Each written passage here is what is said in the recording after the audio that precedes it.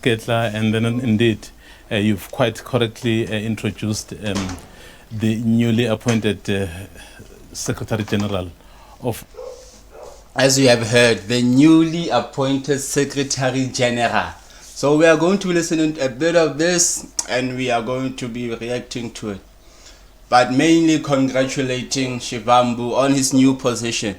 Because we have to be honest, we didn't think it would happen so fast that he would get an upgrade. But I also agree that this was the right and the best move.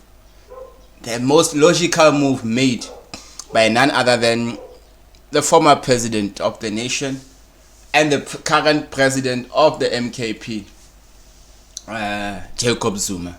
So let us listen a bit into this conversation, into this deep dive on, which is basically the first interview that Floyd Shivambu is having as the Secretary General of the MK Party. Floyd Shivambu is here with us. Good to have you. It's been a long time coming. Thank you. No, thank you very much for having us, and greetings to the viewers of SABC, and greetings to the people of South Africa. Well, you know, they say in politics, a week is a long time in politics, but it would seem in MK hours are a long time. When we trying to arrange this interview, you had a totally different head. And 2 hours later, you're somebody else completely. When was this process of appointing you as the Secretary General finalized? No, look, the president of Umkhonto weSizwe always interacts with the national officials who are a recognized structure in the constitution of Umkhonto weSizwe. And then once that process is finalized, then affects the appointment. So the constitution empowers him to make appointments into the national leadership structures of Umkhonto weSizwe. But there had been discussions before from the president to indicate that now that the Secretary General, Dr. Sfiso Maseko, has to return to work, they might request that we play that particular role in Umkhonto weSizwe party. So it has been a process that has been thoroughly discussed, and we've been mandated, and we're going to fulfill the responsibility with the utmost respect and dedication and focus, and dedicate all our capacity to make sure that we build a stable and sustainable organization that is represented in all corners of South Africa. So that is the process that has been ongoing. The good thing about Umkhonto weSizwe is that none of the internal deliberations will find itself in a public discourse before they are communicated. So only once the decisions have been communicated, you will know the position of Umkhonto weSizwe. Otherwise, before that, the rest of the things just become gossip and speculations. We are a disciplined organization that only communicates collective and sound decisions that are taken by the movement. Yeah. You would agree with me that there's been quite a high turnover of the Secretaries General. I mean, you've just come into this position, so there were so many people before you, and the party's not even a year. So is Floyd Shivambu going to last in this position, or is another 2 months and then you're out, somebody comes in? I think this is a very valid question to ask, né? But we should know that this one should be able to last. I wouldn't see a reason why Floyd Shivambu would have to be removed or relooked at in this position, especially after such a huge sacrifice that is done.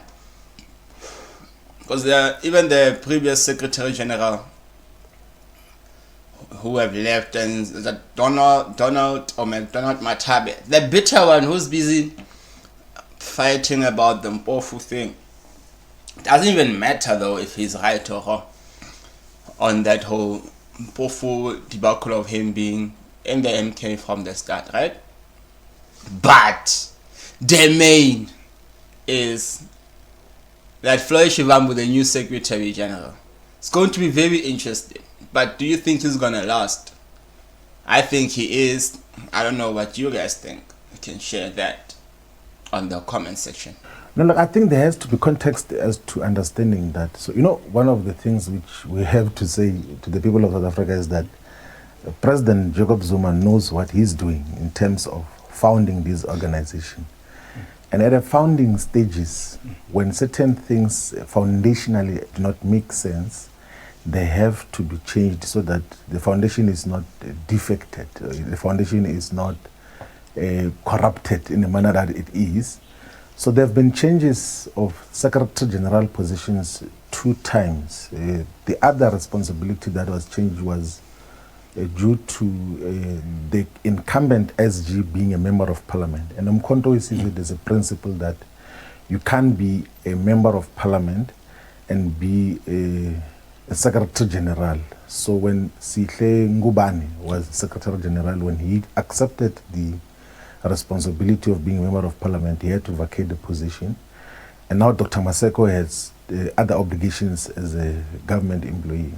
But the other changes were due to political considerations to say that these perhaps were not the suitable candidates due to one reason or another. And in terms of the responsibility that we've been given now, there's a clear mandate of what we have to fulfill. And I'm 100% sure that in terms of the expectations, we will be able to optimally and efficiently, effectively fulfill all the responsibilities. Because one of the things that also defines our president of Umkhonto as a party, it's zero tolerance to incompetence, zero tolerance to nonsense, zero tolerance to corrupt individuals and corrupt practices.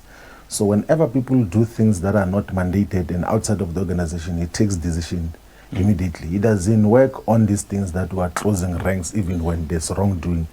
And I'm 100% sure that I'm not that character that will do wrong things. I'm not incompetent. I'm actually far much more suitable for the responsibility or whatever responsibility that the organization can assign to me. So I think we're in for a long haul in the organization because he will never irrationally take a decision that shifts positions for the sake of it. He does it for sound political, ideological, and organizational purposes and reasons in the manner that it is. So we're here to play the role of Secretary General of Umkhonto Sizwe. As you articulate some of the decisions and your approach, there's a lot of emphasis on the president.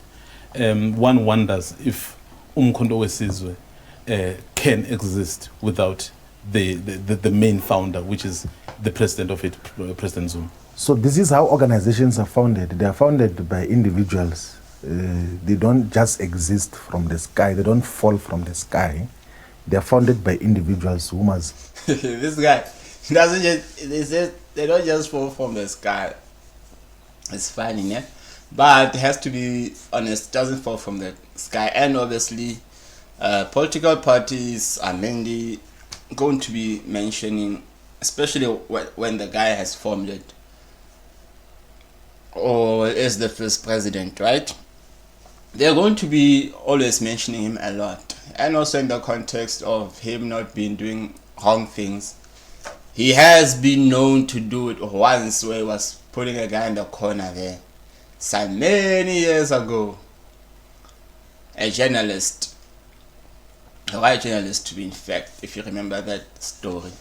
But let's hope, because he's matured a lot right now, so I believe he wouldn't go around doing stupid things, especially how they formed this constitution of the MK and they've been talking about it. So let's go and see how it goes.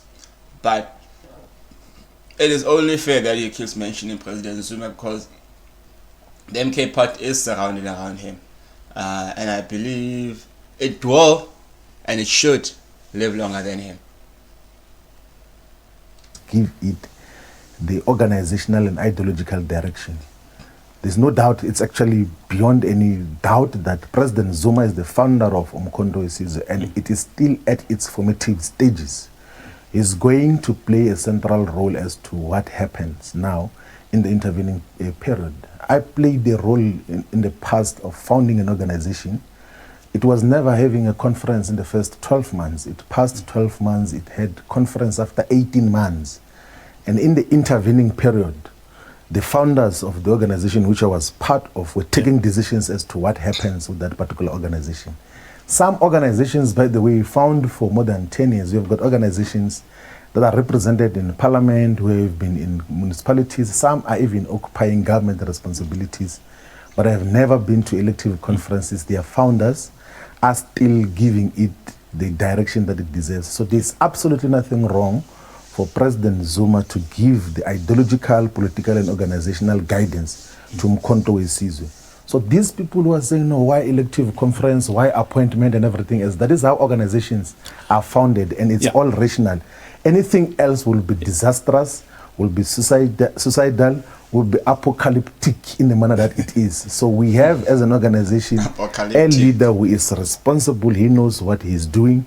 He has got massive experience in terms of organizational leadership. He has been a Deputy Secretary General of the ANC, he has been a chairperson of a province, he has been a Deputy President of an organization, he has been a President of the organization, so he has got profound experience. He knows what works and what doesn't work. Yeah, no, I think I understand that. Yes. But you and I know former President Zuma is not a young man anymore. Yes. And then at some point, some will have to come and take over. In the constitution of the MK party, there is no provision for the elective conference. How do you envisage to navigate that eventuality, that at some point, so as someone who will exit the stage in terms of handing over to the younger ones, how are you going to navigate that stage? So, you know, part of the ideological, political guidance that is provided by President Zuma now is that we are founding an organization, and if you want to base that organization on elective conferences, you're going to make it vulnerable and accessible to factional politics, but also to influence of money that is going to come from wrong sources to influence its direction and even capture it for wrong purposes. So we're founding the organization based on these principles that are founded in the constitution in terms of what happens. We are not thinking about the departure of President Zuma, because we know he's not about to depart now. He's still strong. He's giving us the political guidance. And once the organization has gained its full traction, it's founded in all the voting districts, in all the wards, in all the sub-regions, regions, provinces. And once it has been able to overcome some of its immediate challenges, perhaps hindsight, or maybe later on, will then be able to reflect as to what do we do differently, how do we constitute the processes of selecting leadership, or do we assign that responsibility to someone else. But that will happen as and when we come across the bridge. We are not obsessed about that particular aspect. The immediate task that we have now, which is defined in the constitution, is to build the presence of the organization in all corners of South Africa. And we're going to do exactly that. I get you. And it's a nice way of answering it, né? Because if you look at it, you cannot start a party, and obviously if you have all submitted under this new leadership, which is of Jacob Zuma, né? Cannot just all of a sudden start thinking about him after he can no longer presume duties. Because you look at it, and the whole thing behind it is that President Zuma is old. This is what the media is thinking, and all our parents and some of us. But in the long run, we can at least hope that he'll be strong enough to live the next 5 years, to lead the next 5 years, up until the upcoming elections of 2029. Right? But we also have to, okay, not us, but the MK people who are MK card carrying members, they should be able to look at Zuma leading them and setting up the structures and how the party will be up until it is strong enough, like he mentions, across all corners of South Africa. Then once that is formed, leaders will emerge, and things like conferences. Once people go to conferences, because we haven't had the conference, maybe we'll have it in 5 years, maybe not.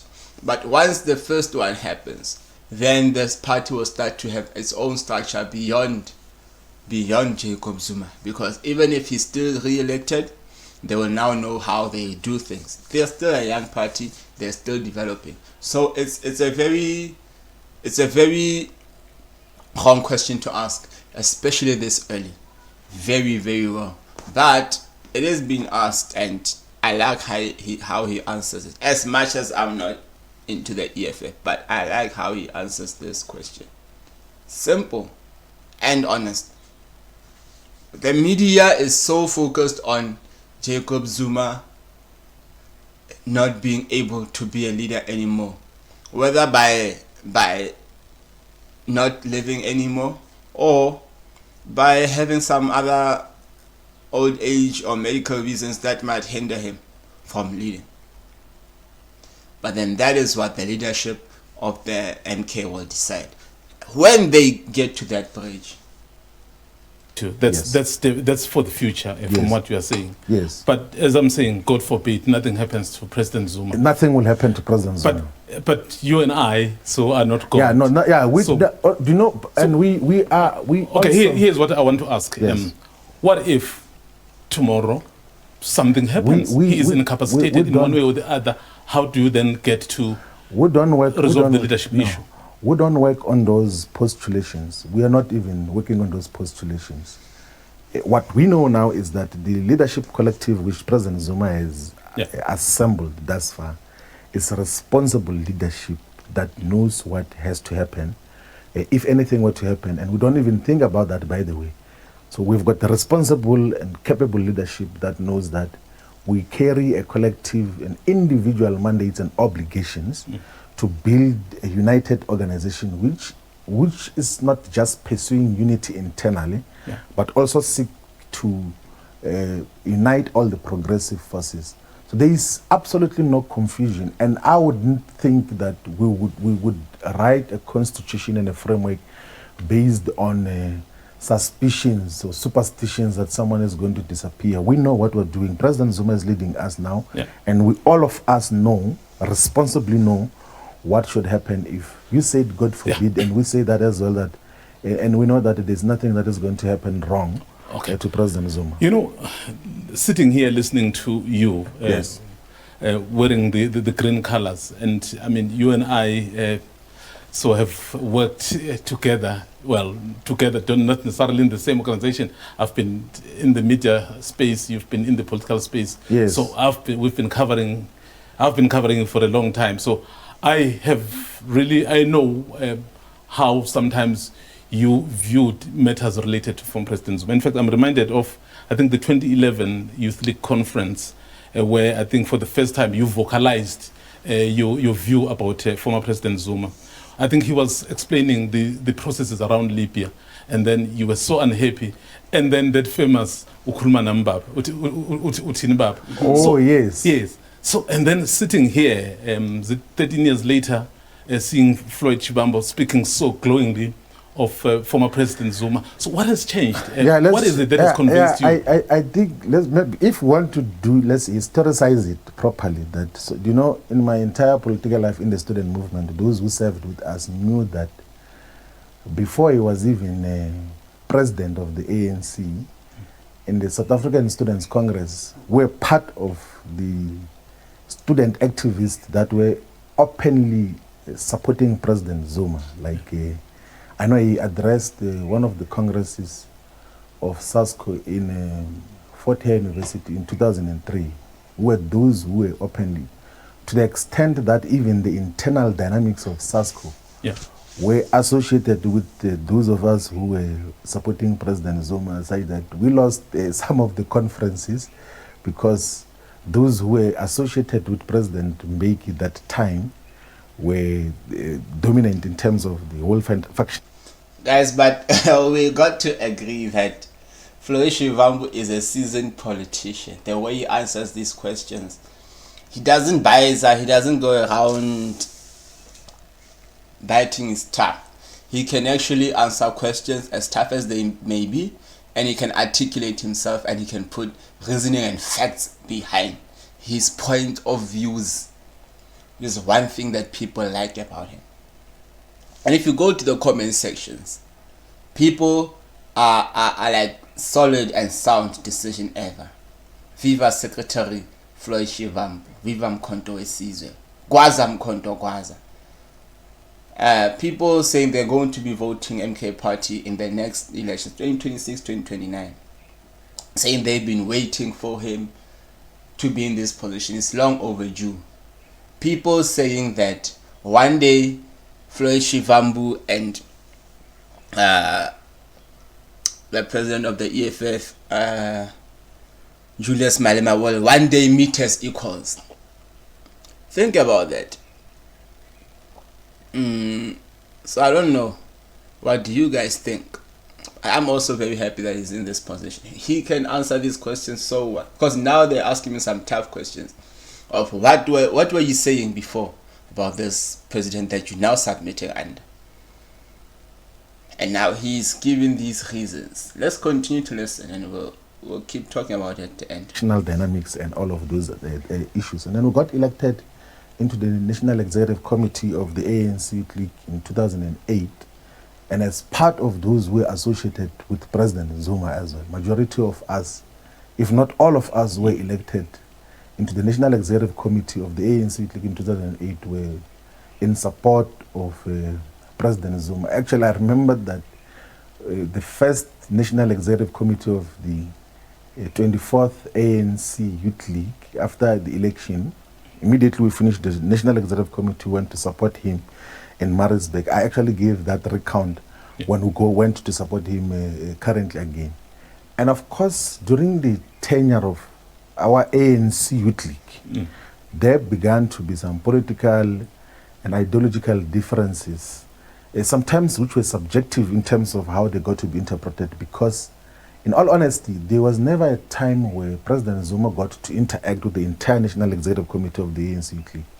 But those who were representing us then came with the report that no, Zuma is selling out, Zuma is doing this, Zuma. And of course, we're under the leadership of whoever was leading us there at that particular moment. And then there was then issue of Julius Malema? Yes, was the president of the ANC at that time. And we viewed the ANC leadership according to what the leadership was saying, all of us, that no, there's a problem, then it's a problem in terms of how it got to transpire.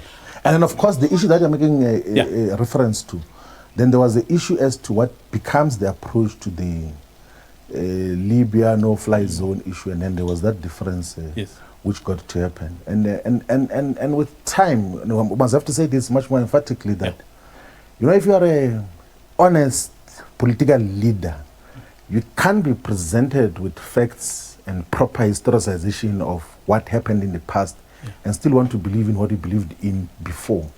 I think Franz Fanon calls that cognitive dissonance, where you just want to believe on one thing even when there are facts that are obtaining differently. What I know about President Zuma now is that he knows where the battle line is drawn. He knows that we are fighting this side as the anti-colonial, anti-racist, anti-neoliberal forces. And he knows who are our friends. That is why even his association with the progressive countries in the world gives testimony to that. There's never been an incident, not even a suspicion once, where President Zuma has been associated with the establishment, or the capitalist establishment, domestically, continentally and globally. He has always fought on the side of the people. And those are the politics that we associate you understand. with. So, in short, you're saying somehow, I think in some platforms you said you had been mobilized against President Zuma. Yes. And then you've just said now, those who were leading you then, who gave you the report. I mean, I cannot think this refers directly to, I mean, your immediate former president, which is Julius Malema, who would give you those reports. No, is he one of the people who was... I honestly wouldn't want to discuss politics in a narrower sense. Like, it doesn't help in terms of proper contextualization of the historical moments and what got to happen. But you would know that during President Zuma's presidency, there was a lot of falsehoods that were spread by the media, that there's a house which is built in Dubai, like a huge mention of 400 million, all sorts of falsehoods, by the way. And we fell into that trap and joined into that nonsense of saying there's everything wrong with President Zuma. And then we called for the commission of inquiry into so-called state capture. But when the revelations came on the state capture, we realized that actually there is nothing which has been alleged President Zuma had done wrong. Like there's objectively nothing that represents any state capture from his side. But we fell into the trap because the politics which I am purposefully departing from, and I've never been part of that, even when the entire grouping was excited about individualizing politics and everything else there. Like we have to move away from these things of wanting to fight individuals, because it blinds you from so many progressive things which otherwise, from a collective and fair engagement, can benefit society as a whole. There are so many things, like you can go and check when we're pushing the land question against the caucus of the ANC in parliament. President Zuma says, I don't understand why the EFF and the ANC are not merging to have a common perspective on expropriation of land without compensation and amendment of Section 25 of the Constitution. But because we're blinded by we're anti-Zuma, it doesn't matter what he says, we're not going to agree with anything. Okay. And those are the politics of the past, which we must leave there and then focus on the future, which is defined clearly as an anti-colonial agenda that seeks total decolonization. And that is happening under President Zuma, and we're proud to associate with it. Yeah. On that, at some point, I think you were still a 6% party when you were still in the EFF. Yeah. You offered the ANC your 6% to change the constitution for nationalization. He was the leader. He didn't take it. No, that is not the correct reading of history. So, this is how the parliamentary politics happens. You can actually go to your records, you can actually... But this is a very important question, because we look at the position that Jacob Zuma has taken right now and what he was in the ANC. Two different things. Jacob Zuma was more aligning with the policies of ANC, which, even if you look at what this guy, Mbuiseni Ndlozi, says, that Zuma was part of the ANC in different positions, and he eventually became the president for 9 years in the ANC. Why wasn't he then advocating for these certain changes that he's so pushing now in Mkhonto Wesizwe party? That now we believe that all of a sudden he is going to change. Why do we believe he's going to change? For what? Out of nowhere, where he didn't apply all of these things that he mentions. So it is a good point, and it's good that he's being asked why if you are willing to give him such a percentage of votes so that constitution can be changed of land, why was he then not using it that time? Because that would have been a big game changer. Today would have been talking about a whole completely different landscape in politics, because people, especially the black majority, would have been emancipated to the highest order. Land is the highest order of wealth in this country, especially looking at how people are forced away from their land and into townships, and all these land that has minerals, farmlands, and all of these stuff that wealth can be accumulated. To be able to retrieve what his interventions were in terms of the EFF's proposal that we should amend Section 25 of the Constitution to permit for expropriation of land without compensation. His political guidance to the ANC caucus, even in Parliament, was that such should happen. But parliamentary politics are handled elsewhere by the parliamentary caucus, and they got to distort the meaning of that purposefully. He doesn't sit in the committees that deal with that. He doesn't finalize the processes which the committee, the committee which was assigned to deal with that work, deal with. And at the tail end, now when the ANC had changed its leadership in Nazareth to elect Mr. Cyril Ramaphosa, then they got an opportunity to now say, let us not amend the constitution to permit for expropriation of land without compensation, but the resolution of parliament. And this is proper, pure historical facts that we can verify through writing as well. When the parliament got to pass the resolution to do the public hearings and establish an ad hoc committee to go and speak to different people and receive submissions, it was President Zuma who was the president of the ANC and of the Republic. And when political power shifted, they were able to distort the meaning of how expropriation of land without compensation should be handled. And by the way, let me just clarify this. I'm not saying this now because I'm in Mkonto Wesizwe. I said it when I was... I still believe you're saying because you are now in Mkonto Wesizwe. You might have said it in a different way, but you are saying it mainly because you are now in Mkonto Wesizwe party. Simple. In the EFF, like possibly for the past, if people pay closer attention to what we say and write publicly, I said on several occasions that we were misled on President Zuma, like long before there was even discussion of the formation of Mkonto Wesizwe. That is why, but as part of these engagements, that's why I really want to know. Yes. We were misled. Yes. Who misled you? So the entire discourse of South Africa's politics, right, inclusive of influential media platforms and state institutions which in some instances were abused to pursue political agendas.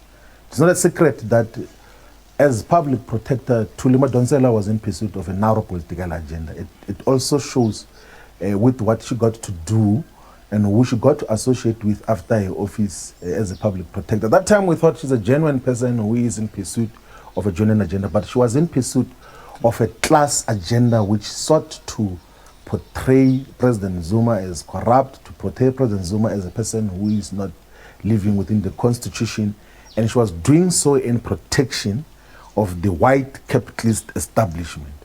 And we somehow fell into that trap, and that is why we supported Thuli Madonsela and said, let's have state capture inquiry and everything else. The inquiry happened. None of those monumental accusations that were made against President Zuma were proven then. Even in his absence, like they couldn't come and say, no, you didn't defend yourself. We've got the evidence that you bought a multi-million mansion in Dubai. You took billions of rands out of the state. They couldn't prove. There's so many allegations that we're making against the Siyabonga Gama, Lucky Montana, Brian Mulife, all the critical role players in the government of President Zuma, but they were opposing them because those were beginning to push a proper radical agenda which was going to undo the injustices of the past and balance South Africa's economy to reflect its demographics in terms of population. So that is basically what got to happen. And I'm coming back to the same point again, that you can be wise, you can be a normal person when you are presented with clear facts which you verify yourself and you still continue to believe in what you believed in before. That is called cognitive dissonance. Yes. No, I want to move on to Black Unity and Progressive Forces. Yes. Which parties in the country you are looking at working with in terms of mobilizing for this big So the unification of the Progressive Forces, by the way, extends to all the political parties, including the African National Congress, the Economic Freedom Fighters, the Pan-Africanist Congress of Azania, all the progressive political parties. And of course, there are those that have to be rescued, one from their current capture and the ideological misdiagnosis of what constitutes their historical mission, and then purposed differently. Like, so the ANC is still a contested space, and in terms of how it is constituted and its direction now, but the unification of the progressive forces is the unification of all progressive political parties whose umbilical cords are buried in the same yard and are in pursuit of redress of anti-colonialism, of anti-racism, of anti-neoliberal agenda that is dominating the world now. So that is basically what we're in pursuit of. And Umkhonto weSizwe becomes the platform that will unite all these particular progressive forces in a much more respectable and proper, progressive, unified, progressive manner. But there are other parties which have indicated that, yes, they can, perhaps you can cooperate in parliament, but outside of that, it's done. In fact, I think I'm just reminded of the tweet of Julius Malema after Dalimpofu had left, saying, well, he's expecting 2 more to follow. You probably may assist me if you do know who could those be. And then he's basically saying, well, so we are guided by leadership. We are not going under that criminal syndicate. So I don't know about that. I did not read that as well. I'm hearing it for the first time. But also, I wouldn't want to make a response on sentence articulations. Perhaps if there was a political perspective that was given substantially in written form or in a political input, we could then be able to, because when you give a political input that has got huge historical meaning, you must first give the background as to what informs your perspective, what informs your characterization of any political development, and on the basis of that, we can then be able to respond to that. So I don't think I'm at a stage where I'm going to be reporting to or responding to Twitter things and everything else. Those are streets, man. We don't deal with those. I deal with organizations. Now that's an answer. You know, Twitter is so hateful. Twitter is always spreading. Like, they love to spread the negative stuff. And for Shivambu to say Twitter are street things, that is not going to be entertaining them. Now that, my guy, is some proper stuff. Because you have to make a point that people realize that Twitter is just a whole lot of noise of people who've got no backbone, who just go there to go and spread hate. Twitter is okay if you go and look at people who are reputable, who are respectable, and respective of other people. And they share so that you get certain information. But to take those comments seriously, it's a joke. You would be making a joke of yourself. Even look at our guy here, how he's smiling. He understands how Twitter is such toxic and a joke. It is the streets, my guy. You can't take the streets seriously. Additional issues. Okay. After you've left the EFF, we've seen 1 or 2 high-profile individuals like Dalimpofu, the recent one, Busse Mkhwebane. Yes, and Fanamukwe. Do you know other people, perhaps, that you interact with? These are your comrades who may follow you, not necessarily because you have called them, but because they feel the way you do?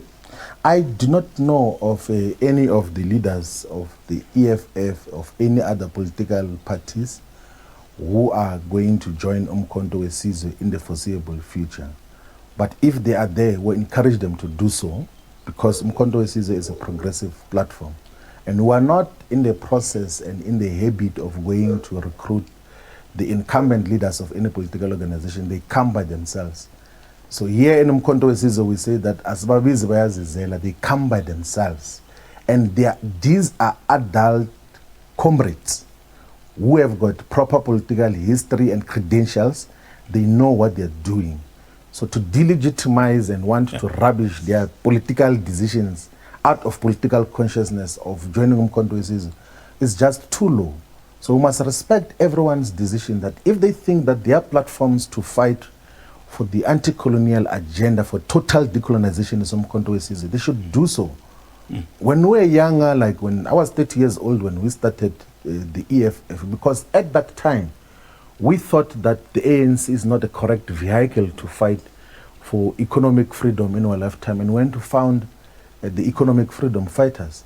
If there are those who believe now that the economic freedom fighters, the ANC, the PAC, the UDM, and all other organizations are not correct vehicles and instruments to fight for total decolonization, they must come to Umkhonto weSizwe and boldly participate, and without any shame, participate in Umkhonto weSizwe, because that is what we're encouraging, that let us constitute a platform. And the historical context of this is that these multiple political formations that exist there, and there are not helpful in the otherwise agenda that has to be fought in unity by all the anti-colonial forces, because those, they get subjected to subjective weaknesses which we cannot overcome. I'm actually very interested in this point you are making. Yes. You know, I've been seeing a lot of fights between you and some of the people in the EFF on the social platform.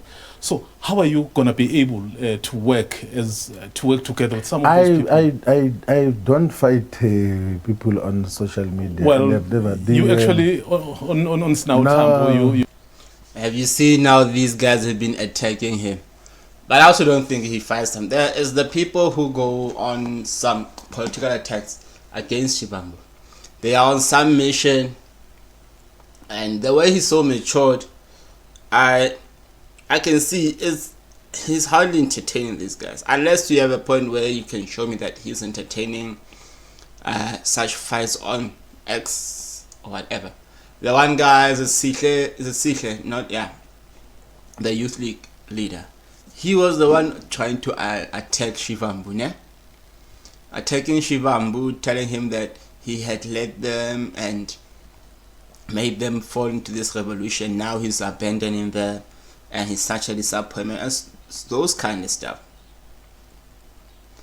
And I can't remember what was his question, but this is a young boy, a young school boy that Shivambu shouldn't be taken seriously, because what he's fighting for is unity with all progressive forces, mainly black forces. So you can't be going around entertaining small kids who are fighting with the goal of coming here to post that they were inboxing you and sharing how they felt on certain issues. They have no respect like their leader. So all they're after are like clickbait and likes on social media and being seen like some sort of a hero. So for a guy as matured and seasoned as Shivambu, it's alright, he shouldn't be fighting these small kids, entertaining them. So hence I say this guy is a very seasoned political figure at the moment. He can answer these questions, and he knows how to deal with these attention-seeking mongrels. I honestly, those are kids. We sometimes have to be educated, and we have the patience to educate. I don't have those type of interactions, and leave now that I'm Secretary General or National Organizer of Umkhonto historically, I don't interact in those platforms in a narrow and much more defocused way. What we have an obligation to do all the time as leadership is to provide political consciousness and education. And that is what we exactly do. That this is the historical context of what we're busy with, and these are the facts that we're dealing with. And that is it. And it's not even in a way of trying to do chit-chat with liberal kids and everything, as they would then think that they can then deal with just this. because we're moving towards closure now. Yeah. What's your relationship with Dr. Mbuyiseni? He's my brother. He is my brother. Yo, it reminds me of how you would say in terms his brother. Madam is his brother, and later on he was no longer his brother. And also look at how Nklozi responded today. It was yesterday responded by saying unequivocal, meaning that this guy is unshaken, and then he shared the other post on X. We were standing in front of a big crowd of EFF followers. One of their rallies building up to the elections. And today, go and look at his social media. The guy is not shaken. The guy is standing tight. That was him showing that he is standing with the economic freedom fighters. I do not know if any of you have some other obligation to that. But because this is the first reaction, I haven't listened to the full interview, and I will just wait what he says after this so that I can talk about it further. Like Mbuyiseni is my brother, like in a true sense of brotherhood. My relationship with Mbuyiseni is not political relationship in jail. It's a brotherhood relationship which has been there for more than 20 years now. So like, you can imagine that he is not 40 yet, and I'm just 41 years old now. So if we have had the relationship for 20 years and a very trusting relationship, he's my brother, but he holds his own political views in terms of how we should handle some of these issues. I'll give you an example that when we were campaigning for the 2024 general elections, we had given a political guidance that there must not be any attack of leaders and political engagements between the EFF and Umkhonto we Sizwe, that because we potentially are going to have unity. But at some stage, he saw it fit to take a platform and delegitimize President Zuma based on what he could not do when he was the head of state and president. And it's his own views. He has got his own independent views in terms of how he articulates his own positions. I don't claim ownership of Komisambu is saying I will never claim ownership of his ideological direction or politics, but we've worked together for the longest time. We disagree on some of the issues, the tactical issues, but ideologically we're almost always aligned in terms of what is to be done. The issue is to how do we do that differently. Given how you've characterized your relationship with him, have you tried perhaps, because remember you're building here, have you tried to recruit him to MK? I think I just said earlier that I'm not in the process of recruiting leaders of you other have just said parties. The way you relate to him is I more know, like a brother. I know, you but I know. speak about those things. I want to assist you now that I'm not in the process of recruiting leaders of other political parties, but if they come, we're going to welcome them firmly and encourage them to participate much more meaningfully in the politics of Umkhonto we Sizwe. I'm not in the people that we're recruiting is the voters out there. Is the people who are going to give Umkhonto we Sizwe 2/3 majority in the 2029 general elections. Those are the people that we're persuading. And if leaders of different political parties want to play that role in Umkhonto we Sizwe, we encourage them to come and play that role in Umkhonto we Sizwe. But we're not in the process of poaching leaders that leave this organization. We're going to promise you a better position this side. We're not in the business of doing that. We're in the business of consolidating structures of Umkhonto we Sizwe on the ground. We want to have Umkhonto we Sizwe to have a national footprint. A lot of people are saying that it is concentrated in terms of support now in Mpumalanga, in parts of Gauteng, and in KwaZulu-Natal. But I can tell you now that come 2026, come 2029 local and general elections respectively, Umkhonto we Sizwe will be the biggest political party in South Africa and will be represented firmly in all corners of this country. Who is the national organizer now? So the decision on national organizer has not yet been taken. The leadership collective is still going to make reflections on that, and then will identify from amongst members of Umkhonto we Sizwe as to who will play the role of national organizing. But it's part of the Secretary General's office, so the responsibilities more or less that accrue to the national organizer will still be exercised under the SGO, which we have been humbled to be assigned to play by our Commander General and President Jacob Zuma. Well, I hope once you start to hit the ground running, so you'll not be very scarce. No, we'll be able to we're definitely going to be doing work of the organization. Today we're going to be going to Tabazimbi. There's a re-election there to interact with structures of the organization. And one thing which we always appreciate is that Secretary General's work is not in media rooms and in press conferences. Secretary General does work on the ground, and that is where we're going to be found every day. We'll be interacting with structures and members of Umkhonto we Sizwe. That is where we belong, not in media rooms, not in press conferences. But to communicate those decisions. And there are people who are assigned to deal with that. There are people who are assigned to deal with that. The Secretary General plays a separate role, not media rooms. Like those who play media roles, they know what they are busy with. We in Umkhonto we Sizwe were on the ground and not trying to become television presenters. Well, thank you very much. What a nice way of closing this. Say, we're around doing our stuff and not into trying to be television presenters. A nice way, perfect way of finishing this interview. I continue to say congratulations, new Secretary General of the MKP, well deserved, Tiniko Floyd Shivambu. We will be here. If you say something wrong, we will judge. If you do something right, we will compliment. And if you keep doing certain interviews that catch our attention and so forth, we will react. We will share on these platforms. People of Mr. 057, I hope you enjoyed this reaction of mine, hearing what Shivambu has got to say, and I hope you're wishing him all the best, like I do. I'm wishing him plenty of success in his new journey. I'm 100% behind him.